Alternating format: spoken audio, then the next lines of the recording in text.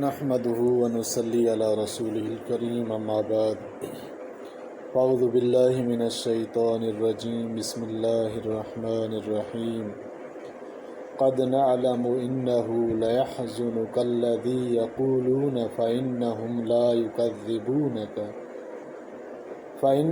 لا يكذبونك ولكن الظالمين بآيات الله يجحدون۔ ہم کو معلوم ہے کہ تجھ کو غم میں ڈالتی ہیں ان کی باتیں، سو وہ تجھ کو نہیں جھٹلاتے، لیکن یہ ظالم تو اللہ کی آیتوں کا انکار کرتے ہیں۔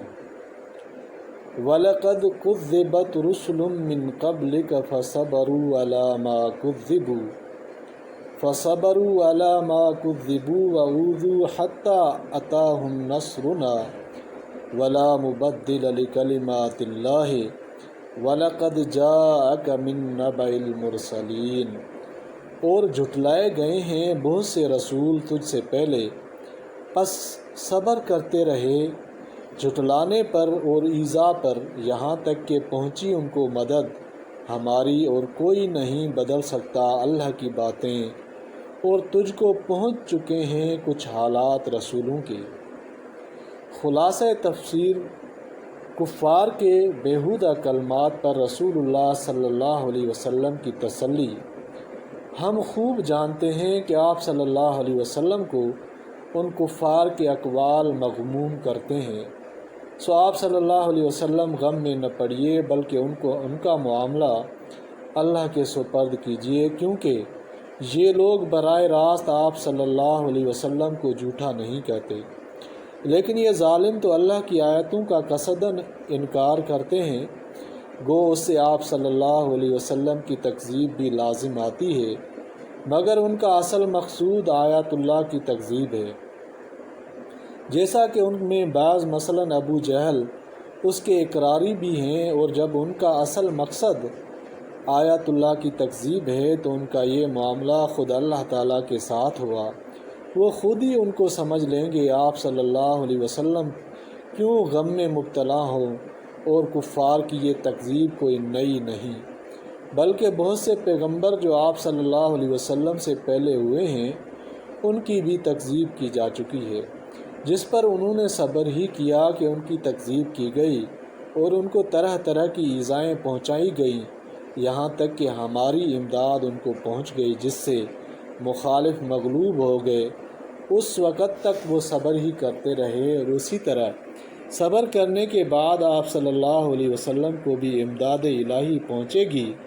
کیونکہ اللہ تعالیٰ کی باتوں یعنی وعدوں کو کوئی بدلنے والا نہیں، اور امداد کا وعدہ آپ صلی اللہ علیہ وآلہ وسلم سے ہو چکا ہے، جیسا فرمایا قرآن پاک میں لَأَغْلِبَنَّ أَنَا وَرُسُلِي، اور آپ صلی اللہ علیہ وسلم کے پاس پیغمبروں کے بعض قصص قرآن میں پہنچ چکے ہیں، جن سے اللہ تعالیٰ کا وعدہ ہے کہ ابتدائی چند روزہ صبر کے بعد وہ اپنے رسولوں کو امداد بھیج دیتے ہیں، جس سے دنیا میں بھی حق کا غلبہ ہوتا ہے اور باطل مغلوب ہو جاتا ہے، اور آخرت میں بھی ان کو عزت و فلاح ملتی ہے۔ آپ صلی اللہ علیہ وسلم کے ساتھ بھی یہی معاملہ ہونے والا ہے، آپ صلی اللہ علیہ وسلم مغموم نہ ہوں، اور رسول اللہ صلی اللہ علیہ وسلم کو چونکہ تمام انسانوں کے ساتھ شفقت و محبت انتہا کی تھی، آپ صلی اللہ علیہ وسلم باوجود اس تسلی کے یہ چاہتے تھے کہ یہ مشرکین اگر موجودہ معجزات اور نبوت کے دلائل پر مطمئن ہو کر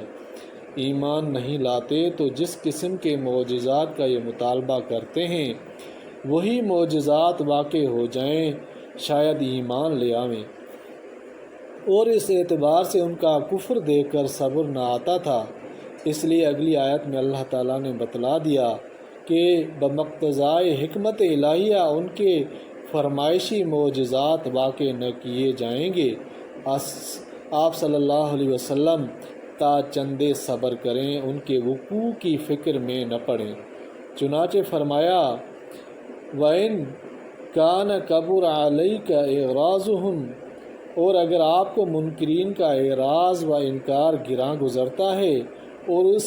اس لیے جی چاہتا ہے کہ ان کے فرمائشی معجزات ظاہر ہو جائیں۔ تو اگر آپ کو یہ قدرت ہے کہ زمین میں جانے کو کوئی سرنگ یا آسمان میں جانے کو کوئی سیڑھی ڈھونڈ لو، پھر اس کے ذریعے زمین یا آسمان میں جا کر وہاں سے معجزہ فرمائشی معجزوں میں سے لے آؤ، تو بہتر ہے آپ ایسا کر لو۔ یعنی ہم تو ان کی یہ فرمائشیں بوجہ عدم ضرور اور بمقتضائے حکمت کے پوری نہیں کرتے۔ اگر آپ یہی چاہتے ہیں کہ کسی نہ کسی طرح یہ مسلمان ہی ہو جائیں، تو آپ صلی اللہ علیہ وسلم خود اس کا انتظام کیجیے، اور اللہ کو تکویناً منظور ہوتا تو ان سب کو راہ راست پر جمع کر دیتا، لیکن چونکہ یہ خود ہی اپنا بھلا نہیں چاہتے، اس لیے تکویناً اللہ تعالیٰ کو یہ منظور نہیں ہوا۔ پھر آپ صلی اللہ علیہ وسلم کو چاہنے سے کیا ہوتا ہے سو آپ صلی اللہ علیہ وسلم اس فکر کو چھوڑیے اور نادانوں میں سے نہ ہو جائیں۔ امر حق و ہدایت کو تو وہی لوگ قبول کرتے ہیں جو حق بات کو طلب حق کے ارادے سے سنتے ہیں، اور اگر اس انکار و اعراض کی پوری سزا ان کو دنیا میں نہ ملی تو کیا ہوا؟ آخر ایک دن مردوں کو اللہ تعالیٰ قبروں سے زندہ کر کے اٹھاویں گے، پھر وہ سب اللہ ہی کی طرف حساب کے لیے لائے جائیں گے۔ اور یہ منکر لوگ براہ عناد کہتے ہیں کہ اگر یہ نبی ہیں تو ان پر ہمارے معجزات میں سے کوئی معجزہ کیوں نہیں نازل کیا گیا؟ آپ صلی اللہ علیہ وسلم فرما دیں، لیکن ان میں اکثر اس کے انجام سے بے خبر ہیں، اس لیے ایسی درخواست کر رہے ہیں، اور وہ انجام یہ ہے کہ اگر پھر بھی ایمان نہ لاویں گے تو سب فوراً ہلاک کر دیے جائیں گے۔ لقولہ تعالی ولو انزلنا ملکن لقضی الامر، حاصل یہ ہے کہ ان کا فرمائشی معجزہ ظاہر کرنے کی ضرورت تو اس لیے نہیں کہ پہلے معجزات کافی ہیں۔ لقولہ تعالی اولم یکفہم، اور ہم جانتے ہی کہ فرمائشی معجزہ پر بھی ایمان نہ لائیں گے، جس سے فوری عذاب کے مستحق ہو جائیں گے۔ اس لیے حکمت کا تقاضا یہ ہے کہ ان کا فرمائشی معجزہ ظاہر نہ کیا جائے۔ اور آیت کے آخر میں فرمایا فلا تکونن من الجاہلین، فرمانا محبت و شفقت کے طور پر ہے۔ لفظ جہالت عربی زبان میں اس معنی عام کے لیے بھی استعمال ہوتا ہے، بخلاف اردو زبان کے، اس لیے اس کا ترجمہ لفظ جہل یا جہالت سے کرنا ادب کے خلاف ہے۔ اگلی آیت میں تنبیہ کے لیے قیامت اور تمام خلائق کے حشر کا ذکر ہے، اور جتنے قسم کے جاندار زمین پر خواہ خشکی میں یا پانی میں چلنے والے ہیں، اور جتنی قسم کے پرند جانور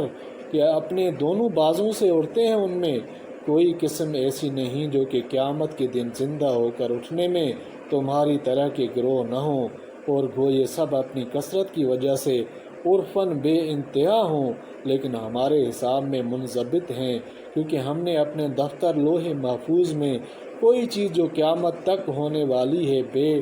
لکھے نہیں چھوڑی، اگرچہ اللہ تعالیٰ کو لکھنے کی کوئی ضرورت نہ تھی، ان کا علم ازلی اور محیط ہی کافی ہے، لیکن لکھنے کے ذریعے منضبط کر لینا افہام عامہ کے قریب تر ہے۔ پھر اس کے بعد اپنے وقت معین پر سب انسان اور جانور اپنے پروردگار کے پاس جمع کیے جائیں گے۔ آگے پھر رسول اللہ صلی اللہ علیہ وسلم کی تسلی کا مضمون ہے،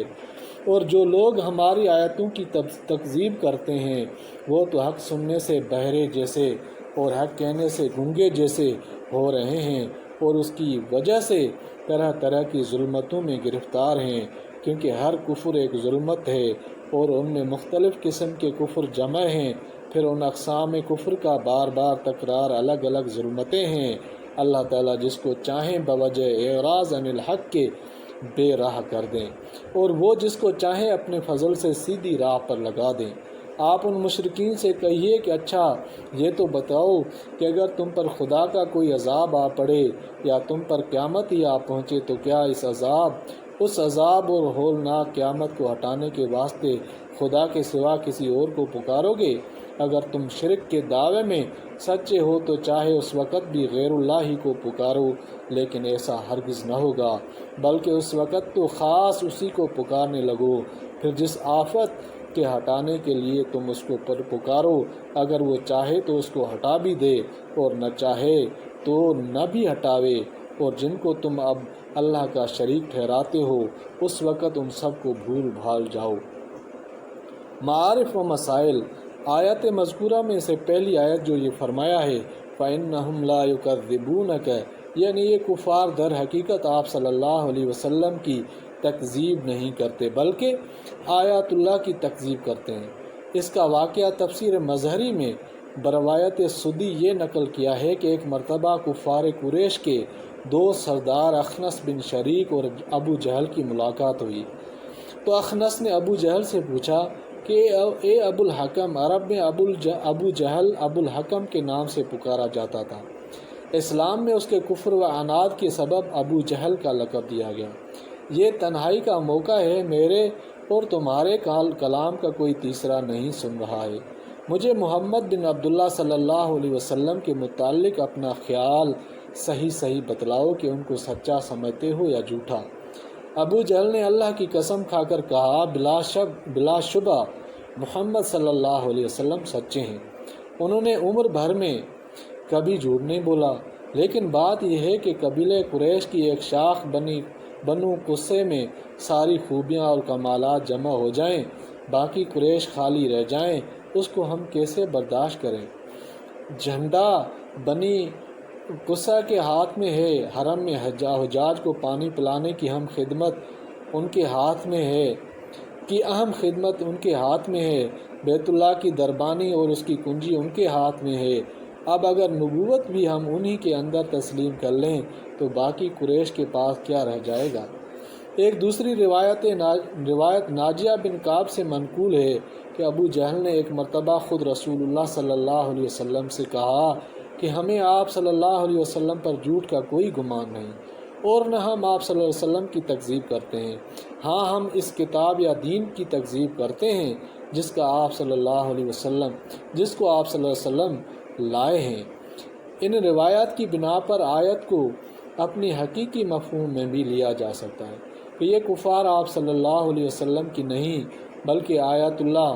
کی تکذیب کرتے ہیں، اور اس آیت کا یہ مفہوم بھی ہو سکتا ہے کہ یہ کفار اگرچہ ظاہر میں آپ صلی اللہ علیہ وسلم ہی کی تکذیب کرتے ہیں مگر در حقیقت آپ کی تکذیب کا انجام خود اللہ تعالیٰ اور اس کی